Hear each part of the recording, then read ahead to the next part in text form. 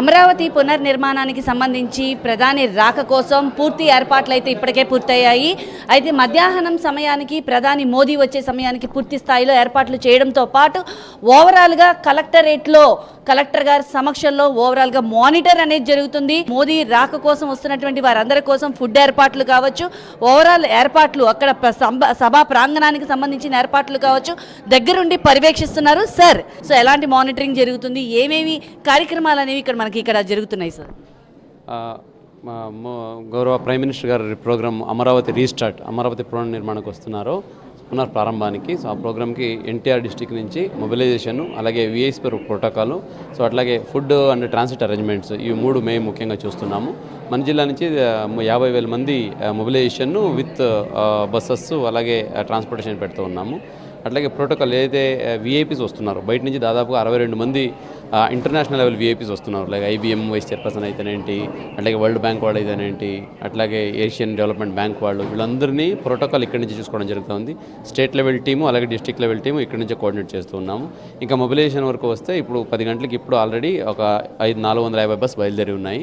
ఆ వచ్చిన వాళ్ళ ప్రతి ఒక్కరికి స్టార్ట్ అయిన దగ్గర బ్రేక్ఫాస్ట్ ఇవ్వడము, అలాగే స్టార్ట్ అయిన వచ్చిన తర్వాత మధ్యలో ఒక ట్రాన్సిట్ లంచ్ కూడా ఇచ్చి వెన్యూ పంపించడం జరుగుతుంది. కమాండ్ కంట్రోల్ రూమ్లో కూడా సో అన్ని మండలానికి ఒక్కొక్క టీం పెట్టేసి అక్కడ ఫుడ్ అరేంజ్మెంటు, ట్రాన్స్పోర్టేషన్ అరేంజ్మెంటు, అలాగే మెడికల్ అరేంజ్మెంటు జాగ్రత్తగా చూస్తుంటాము. దీంతో పాటు పొలిటికల్ సైడ్ నుంచి కూడా పొలిటికల్ లీడర్స్ కూడా ఇన్ఛార్జ్ ఆఫీసర్ని ఇచ్చున్నారు. సో వాళ్ళతో కూడా సమన్వయం చేసుకుంటున్నాము. ఇప్పటివరకు సోఫార్ సో కూడా ఎక్కడేమి ఇబ్బంది లేదు.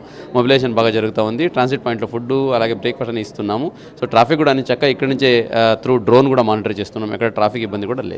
సో అంటే మెయిన్ మనకి విజయవాడకి చూస్తే ట్రాఫిక్కే మెయిన్ సమస్య కదా సార్. దానికి సంబంధించి ఎలాంటి ఆంక్షలు ఉంటున్నాయి, అంటే పబ్లిక్కి ఏమైనా ఇబ్బందికరమైనటువంటి పరిస్థితులు ఉన్నాయా, ఏమన్నా దానికి సంబంధించి ఎలాంటి ప్రికాషన్స్ కానీ ఎలాంటి చర్యలు తీసుకుంటున్నారు?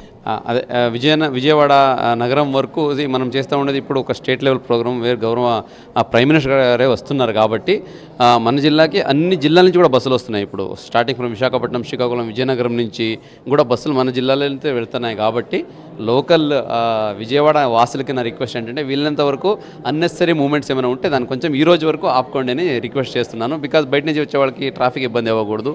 బయటికి వచ్చి అన్నెసరీ మనం జరిగితే మనకు కూడా ఇబ్బంది అయ్యే అవకాశం ఉంటుంది. కాబట్టి అయితే ప్రోగ్రామ్ వరకు ట్రావెల్ చేస్తూ ఉంటారో, ప్రోగ్రామ్ వరకు వెళ్ళే వాళ్ళు ఉంటారో వాళ్ళ తప్ప మిగతా వాళ్ళు వీలైతే ఈరోజు మీ టూర్ కానీ లేదా మీ ప్రోగ్రామ్స్ ఏదైనా ఉంటే వీలైతే ఈవినింగ్ వరకు కొంచెం స్టాప్ చేసుకుంటే బెటర్ అని రిక్వెస్ట్ చేస్తున్నాను. సార్ మనకి అక్కడ సభా ప్రాంగణం దగ్గర కూడా చూసుకుంటే ఇన్ని వెహికల్స్ అంటే ఆల్మోస్ట్ వాళ్ళు మీరు చెప్పిన ప్రకారం ఒక 1000 వరకు కూడా వెహికల్స్ అక్కడ మనకు ఉండడానికి సరిపడా మొత్తం పార్కింగ్ ప్లేస్ అంతా సిద్ధంగా ఉందా సార్? అక్కడ సంబంధించి ఎలాంటి ఏర్పాట్లు జరుగుతున్నాయి సార్?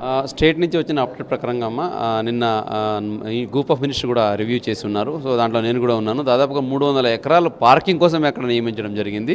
అన్ని రకాల దాదాపుగా ఒక 11 పార్కింగ్ పాయింట్స్. ఇప్పుడు ఫర్ ఎగ్జాంపుల్ నా జిల్లాలో టోటల్ 1100 బస్ నుంచి వెళ్తున్నారు. ఆ 1100 బస్ని కూడా P6 అంటే పార్కింగ్ 6 దగ్గరికి మనకు కేటాయించడం జరిగింది. అలాగే ప్రతి జిల్లా నుంచి వచ్చే బస్సెస్కి ఒక పార్కింగ్ డెసిగ్నేషన్ చేయడం జరిగింది.